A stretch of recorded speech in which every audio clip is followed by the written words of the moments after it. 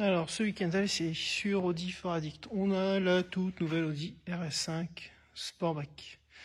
Sportback qui initialement était prévu que pour les US, mais qui était vite rapatrié en Europe, vu la demande très importante de la part des clients. Et je pense même qu'elle dépasse au niveau des ventes l'Audi RS5 coupé, tellement elle est réussie. Donc sur ce modèle RS5, Audi RS5 Sportback, on est en couleur bleu turbo, avec le pack carbone, les packs noirs, les jantes 19, le logo noir Audi, etc., etc. Donc tout ce qui revient, et aussi tout ce qui est freins céramiques. Donc les freins céramiques qui remplissent bien les jantes de 20 pouces, comme on peut le voir. Bon, cette couleur-là, bleu turbo, rend vachement bien. Il y a tout le monde qui la regarde, qui l'observe. En temps de RS5, c'est déjà pas forcément courant. En Sportback, encore moins. Et en bleu turbo comme ça, avec une super configuration comme ça, ça ne doit pas courir les rues. Ça change un peu du noir, du blanc et du gris. Donc ce que je disais, donc jante de 20 pouces, rétroviseur en carbone, remorflé. Les vitres teintées noires, le spoiler arrière qui est énorme, qui fait un peu penser RS6 et RS7, tout aussi proéminent, même au RSQ8, donc c'est un peu la signature Audi maintenant, qui lui aussi est en carbone, au niveau de la lame, et signe distinctif, donc échappement sport, donc canule noire. La lame arrière est en carbone aussi.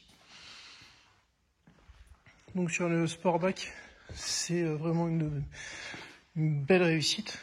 Les lignes sont juste magnifiques. Excusez-nous, c'est un peu le bins derrière, dans nos nouveaux locaux. On est en train d'emménager, c'est un peu compliqué. Donc ce que je disais, c'est qu'au niveau de la Sportback, la ligne est vachement belle, surtout la ligne plongeante qui est ici.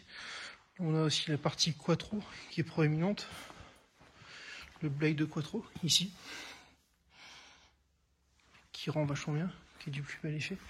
Ça assit la voiture, ça fait des épaules vachement larges, et là on voit qu'elle est très belle, quoi. Au niveau technologie d'éclairage, le signe distinctif de chez Audi, donc technologie d'éclairage, donc LED évidemment, Matrix évidemment, mais aussi laser. On peut le voir ici, avec le X et le trait bleu qui est ici.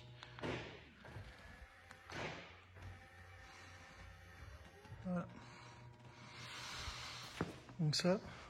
Donc la technologie laser, donc c'était mis en place à l'origine avec l'Audi R8 LMX, 99 exemplaires présentés lors des 24 heures du Mans à l'époque. Donc éclairage en plein phare jusqu'à plus de 600 mètres, un peu comme l'Audi RS6.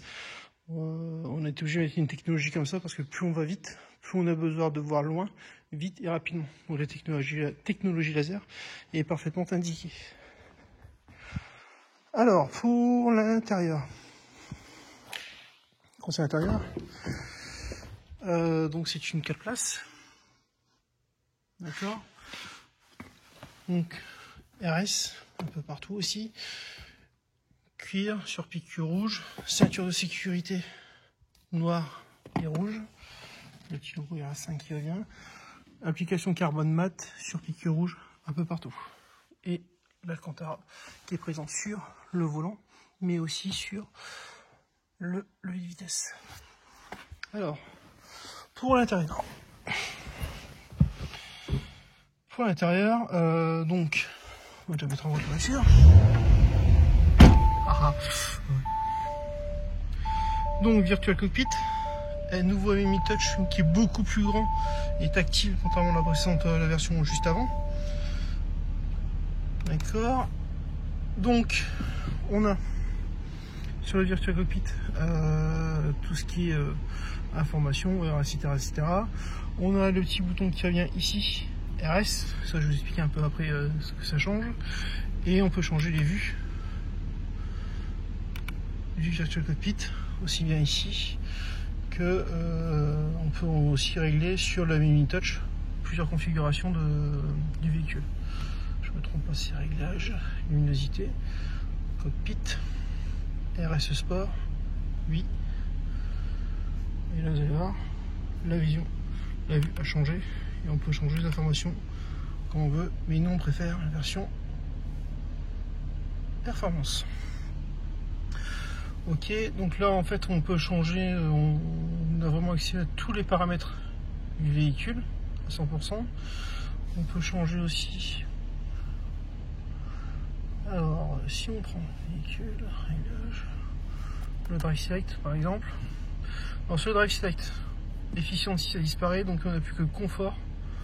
Ouais, on n'a plus que confort, auto et dynamique.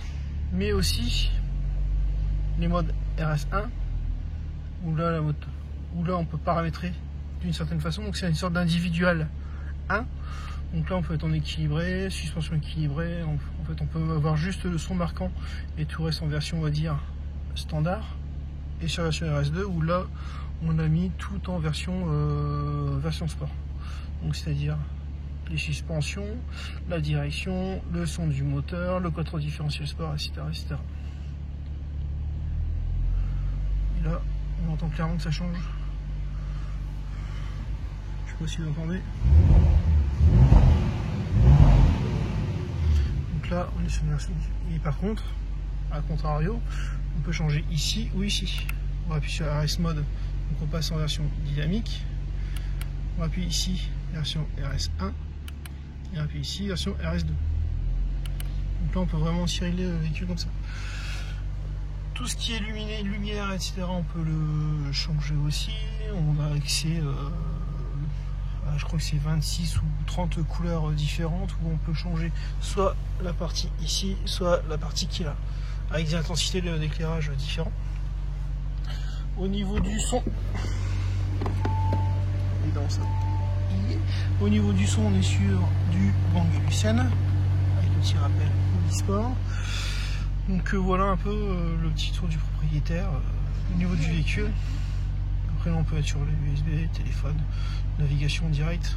Mais vu qu'on a l'Apple CarPlay maintenant, je pense qu'il n'y a plus grand monde qui se sert du GPS directement constructeur. Donc voilà un peu ce qu'on peut dire sur cette voiture pour l'instant. Donc ça c'est le retour on va dire statique. Là on va aller faire les essais pour tout ce qui est en version dynamique, voir un peu ce que ça dit sur route sinueuse et autres. On va voir un peu comment ça se comporte au niveau du quattro. Et puis on vous fait un retour assez rapidement avec l'article prochainement. Donc voilà pour tout ce qui est en version statique sur cette Audi RS5 Sportback. Petite chose, j'adore cet effet là.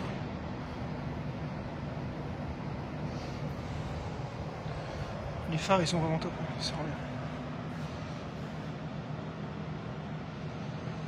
Allez, à la prochaine.